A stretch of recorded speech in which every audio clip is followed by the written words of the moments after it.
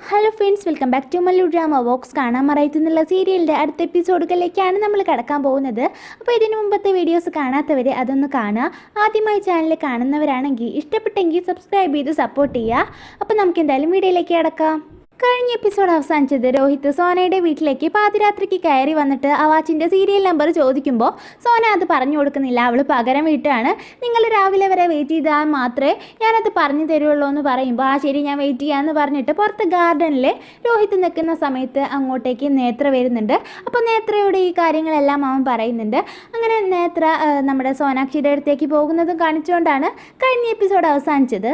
അപ്പോൾ ഈ എപ്പിസോഡിൻ്റെ തുടക്കത്തിൽ കാണിക്കുന്നത് സോനയും നേത്രയും തമ്മിൽ സംസാരിക്കുന്നതാണ്. അപ്പോൾ കുറച്ച് നേരം അവർ സംസാരിച്ചതിന് ശേഷം നേത്ര അവിടെ നിന്ന് പോകുന്നുണ്ട്. അപ്പോൾ സോനാക്ഷി രോഹിത്തിന് ഒരു ബ്ലാങ്കറ്റ് അവിടുത്തെ ജോലിക്കാരിയുടെ കയ്യിൽ കൊടുത്തു വിടുന്നുണ്ട്. അത് കണ്ടിട്ട് എനിക്കിതൊന്നും വേണ്ട എന്നവൻ പറയുമ്പോൾ ആ വേലക്കാരി ആ ബ്ലാങ്കറ്റ് അവിടെ വെച്ചിട്ട് അവിടെ നിന്ന് പോവുകയാണ്. അപ്പോൾ കുറച്ച് കഴിഞ്ഞിട്ട് സോന വിൻഡോ വഴി നോക്കുമ്പോൾ രോഹിത് ആ ബ്ലാങ്കറ്റ് ഇട്ടിട്ട് പുതച്ച് മൂടിയിട്ടാവും കിടക്കുന്നുണ്ടാവുക. അപ്പോൾ അത് കണ്ടിട്ട് അവൾ നന്നായിട്ട് ചിരിക്കുന്നുണ്ട്.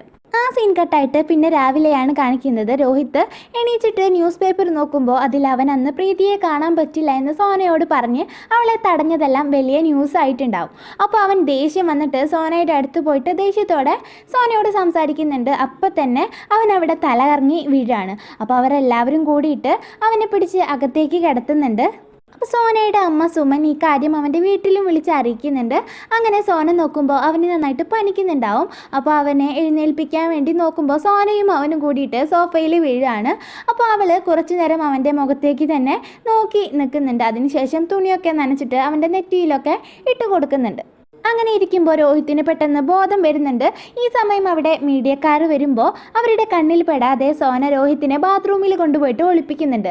അങ്ങനെ മീഡിയക്കാർ സോനയുമായിട്ട് പുറത്തു പോയ സമയം രോഹിത്ത് ബാത്റൂമിൽ നിന്ന് ഇറങ്ങുന്നുണ്ട്. ഈ സമയത്താണ് അവൻ്റെ വീട്ടിലുള്ളവരെല്ലാം അങ്ങോട്ട് വരുന്നത്. അവസാനം അവർ ഓരോന്നും പറഞ്ഞിട്ട് സോനയുടെ അമ്മയുമായിട്ട് വഴക്കിടുന്നുണ്ട്. ഇന്ന് പത്രത്തിൽ വന്ന ന്യൂസ് നന്നായിട്ട് സിപ്പി ഹോസ്പിറ്റലിനെ ബാധിച്ചിട്ടുണ്ടാവും. അവർക്ക് ബാഡ് ഇമേജ് ആവും നമ്മുടെ പബ്ലിക്കിലൊക്കെ വന്നിട്ടുണ്ടാവുക. അതുകൊണ്ട് തന്നെ നിഷിയും വീണയും സുമനോട് നന്നായിട്ട് ദേഷ്യപ്പെട്ടിട്ടൊക്കെയാവും സംസാരിക്കുന്നുണ്ടാവുക. അങ്ങനെ അവസാനം അവർ രോഹിത്തുമായിട്ട് അവിടെ നിന്ന് പോകുന്നുണ്ട്. പിന്നത്തെ സീനിലെ ഹോസ്പിറ്റൽ ഇനാഗുറേഷന് 6 ലക്ഷം അമ്മ മേടിച്ച കാര്യം സോനാക്ഷി അറിഞ്ഞ് അമ്മയോട് നന്നായിട്ട് ദേഷ്യപ്പെട്ട് സംസാരിക്കുന്നുണ്ട്. അമ്മയെ ഒരുപാട് പറഞ്ഞ് മനസ്സിലാക്കാൻ വേണ്ടി അവൾ നോക്കുന്നുണ്ട്. പക്ഷേ അവർ അതൊന്നും പറയുന്നതൊന്നും കേൾക്കാൻ തയ്യാറാവുന്നേ ഉണ്ടാവില്ല.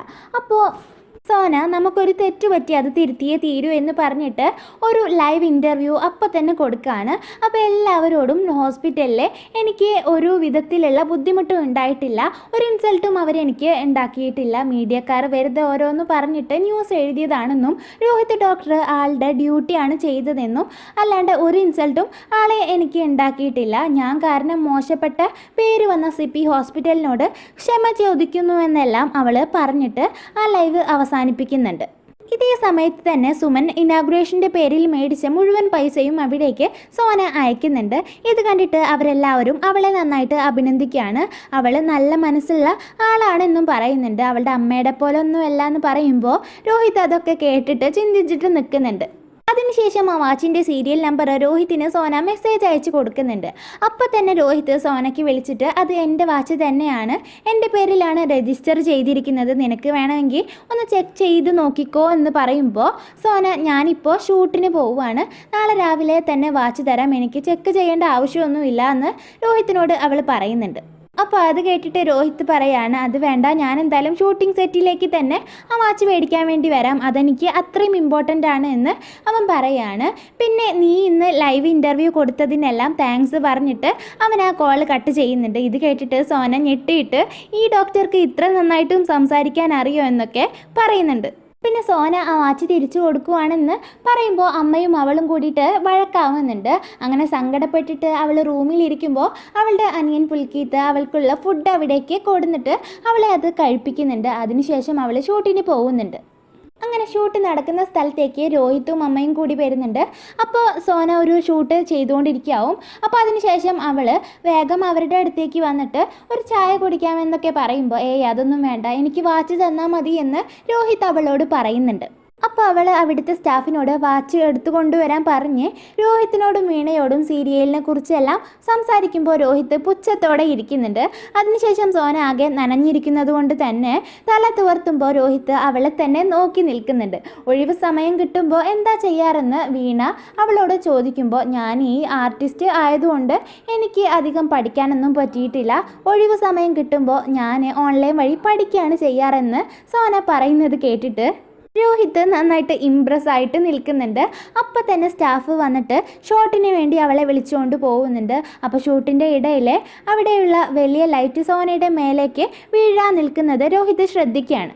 അപ്പോൾ തന്നെ അവളുടെ അടുത്തേക്ക് അവൻ ഓടിയിട്ട് അവളെ അവിടെ നിന്ന് പിടിച്ച് മാറ്റുമ്പോൾ ആ ലൈറ്റ് അവളുടെ അപ്പുറത്തേക്ക് വന്ന് വീഴാണ്. അപ്പോൾ അങ്ങനെ അവർ രണ്ടുപേരും കൂടിയിട്ട് നിലത്തേക്ക് ഒപ്പം വീഴുന്നുണ്ട്. രണ്ടുപേരും കണ്ണും നോക്കിയിട്ട് കുറച്ച് നേരമൊക്കെ കിടക്കുന്നുണ്ട്. അപ്പോൾ അതിനുശേഷം അവരവിടെ നിന്ന് എണീക്കുകയാണ്.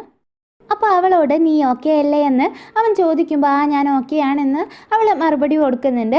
അപ്പോൾ അവിടേക്ക് വന്ന സ്റ്റാഫുകൾ അവളെ പാർവതി എന്ന് വിളിക്കുന്നത് കേട്ടിട്ട് അവരോട് അവളുടെ പേര് സോനാക്ഷി എന്നാണ്, അവളെ ആ പേരിൽ മാത്രമേ നിങ്ങൾ വിളിക്കാൻ പാടൂ എന്ന് അവൻ പറഞ്ഞു കൊടുക്കുന്നുണ്ട്. ദേഷ്യപ്പെട്ടിട്ട് അവരോട് സംസാരിക്കുന്നുണ്ട്.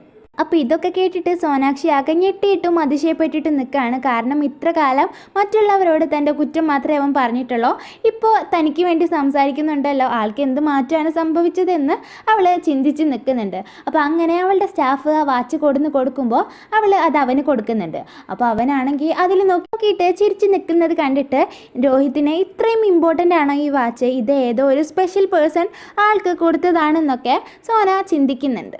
ഈ സമയം അവിടെ വന്ന ഒരു പാവപ്പെട്ട മനുഷ്യനോട് സെക്യൂരിറ്റി മോശമായിട്ട് പെരുമാറുന്നത് സോന കാണുകയാണ്. അപ്പോൾ ഇത് കണ്ടിട്ട് അവൾ അവിടേക്ക് പോവുകയാണ്. എന്നിട്ട് ഇട്ടിരിക്കുന്ന പുതപ്പ് ആൾക്ക് പുതച്ചു കൊടുക്കുന്നുണ്ട്. എന്നിട്ട് ആളോട് ചോദിക്കുകയാണ്, ശർമാജി നിങ്ങൾ എന്തിനാ ഇങ്ങോട്ട് വന്നതെന്ന് ചോദിക്കുമ്പോൾ ഞാൻ സോനാക്ഷി മാഡത്തെ കാണാനാണ് വന്നതെന്ന് അയാൾ അവളോട് തന്നെ പറയുകയാണ്. അപ്പോൾ അവൾ അവിടെ നിൽക്കുന്ന ആളുകളെ വിളിച്ചിട്ട് അയാൾക്ക് ഭക്ഷണം കൊടുക്കാൻ പറയുന്നുണ്ട്.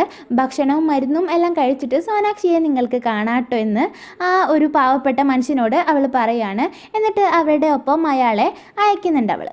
അപ്പോൾ രോഹിത്ത് അവളോട് അതാരാ എന്ന് ചോദിക്കുമ്പോൾ അവൾ അതെൻ്റെ ആദ്യത്തെ മേക്കപ്പ് ആർട്ടിസ്റ്റാണ്, ഞാൻ ആദ്യമായിട്ട് സ്ക്രീനിൽ വന്നത് ആളണിയിച്ച മേക്കപ്പ് ഇട്ടിട്ടാണ്, ഇപ്പോൾ ആൾക്ക് മറവി ബാധിച്ചിട്ട് അവശ നിലയിലാണ്, അതുകൊണ്ടാണ് ഞാൻ സോനാക്ഷി ആയിരുന്നിട്ട് പോലും ആൾക്ക് എന്നെ തിരിച്ചറിയാൻ പറ്റാഞ്ഞത് എന്ന് അവനോട് അവൾ പറയുന്നുണ്ട്.